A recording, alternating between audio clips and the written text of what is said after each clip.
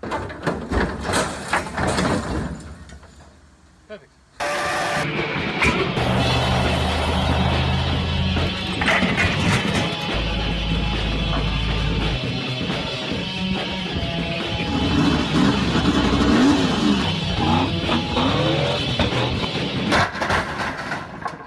Perfect. Alright, so today we're working on my Supra and we're changing out the shock absorbers and springs. So it's really easy. You just lift up your rear carpet, pull off these panels. So there's like 3 screws and 1 little push clip thing on each side.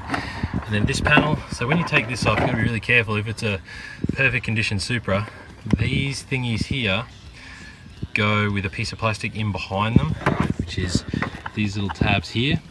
And to actually get them off is bloody difficult. So thankfully someone had already gone through and broken all of mine like this, so mine just came straight off. But if yours is perfect condition, then be worried, take your time, and I don't have any advice because I didn't have to do it. So then you undo 3 12mm nuts on these little hat things that sit like this over the top, around this way like that.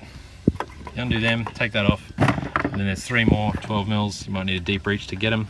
Take them off, and then this hat thing will presumably come off. And then under here, after you get your wheel off, jack it up, put the car on jack stands. This is the shock absorber we're taking out. So if you look under here, this bolt looks like a 17 or something. Just knock that out, and this strut should just lift straight out. Now the fronts are a different story, because I think you have to take an arm out, because they go like through the middle of an arm, and you might have to take a big through bolt out in the front, but we'll come across that one later. So for now, it's this easy. Just knock them out. Should only take 20 minutes if you suck, and yeah, let's see how we go. Alright, so these are the old ones that came out. They just look like some dodgy super cheap auto. KYB, great brand, who knows. But they've got all this, yeah, they've got all these markings here, like the spring's been jumping out of its seat a lot, or it's been rubbing on the strut. I don't know, either way. The front left one of these is buggered, so it's easy to buy a whole set. These super sweet Bilsteins, and yeah, I mean, they've seen better days, but they were cheap. Apparently they're lowered too, so it'll be interesting if we can make it out the driveway, but for now we'll just throw them in and see what happens. Alright, so we've got the old 2 out and bashed the new 2 in. So they're a little bit of a pain to get in.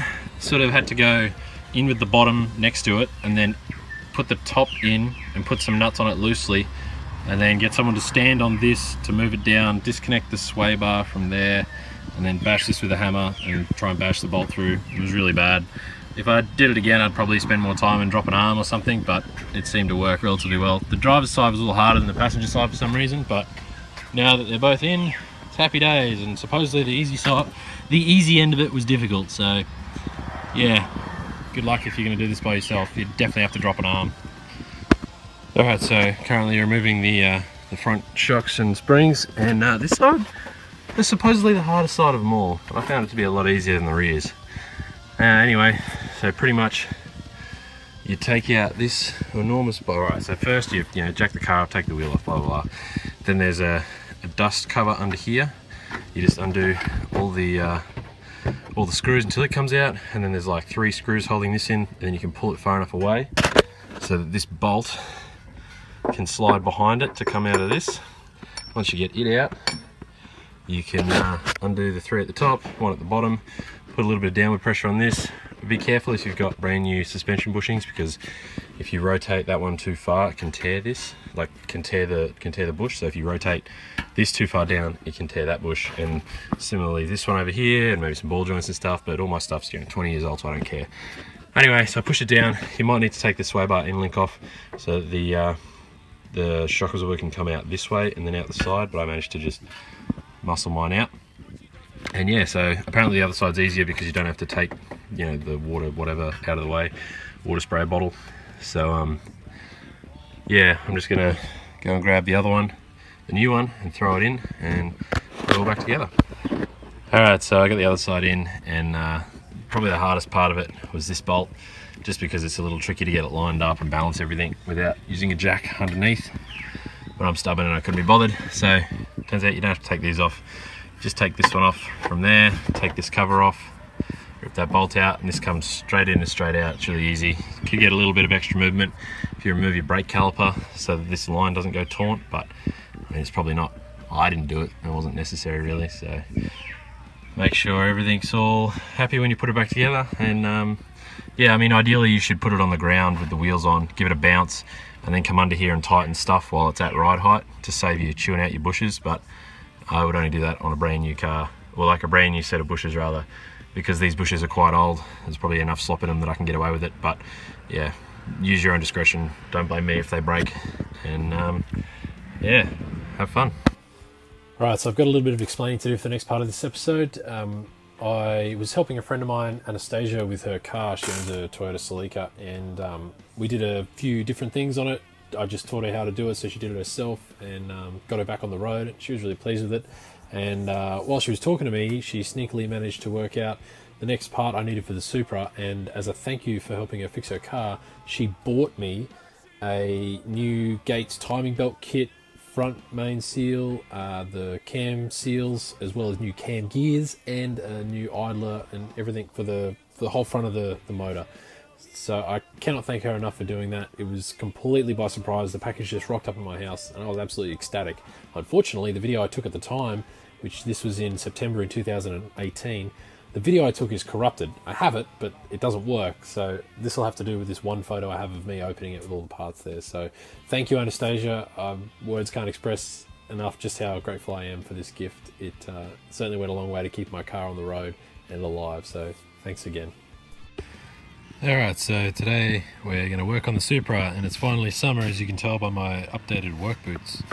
So what we've got today is there is a leaking turbo water gasket back here somewhere underneath all of this, and the front main seal is leaking, and I don't know how old the cam seals are, so we're going to do them. And we've got a new timing belt, new timing idler, new timing cam gears, and I think a new idler, like a tension arm and grenade pin tensioner thing. So yeah, pretty much I'm just going to start with all this. So remove the rocker cover, and then the fan, and then all the belts and everything off the front of the motor, all the way down to the harmonic balancer. Get that off, and then get the timing to top dead center. Probably should do that after I take this top bit off. And then yeah, get all the cam gears and all the tensioners and everything off. And then we can have a look, give it a clean, replace those seals, put it all back together, and somewhere along there I'll fix this leaking gasket as well. Alright, so I just tried to adjust the get the top dead center, and I found that the main bolt on the crank was a little bit loose, so I guess I didn't do it tight enough last time. Whoops. Anyway, you'd see the marks on the bump, so they're top dead center on the engine, I guess you'd call it, and then these are the crank top dead centers, so you've got to try and line them up dead perfect. So they're pretty close, and then there's a zero mark there, and then there's a zero mark there, sorry, a zero mark on the balancer, so they're lined up as well. So now you can take everything apart and it's all at top dead center. So that's where we're at, and we'll pull that front down now.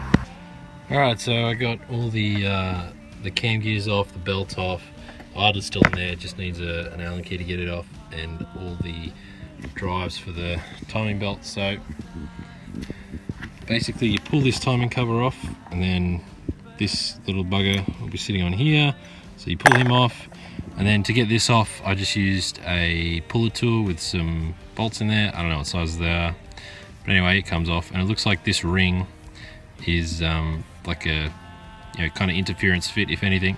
And I've seen guys on the internet weld the backs of these so that they're one piece, so you don't get any trigger walk or whatever you want to call it, so that the trigger wheel doesn't trip the sensor.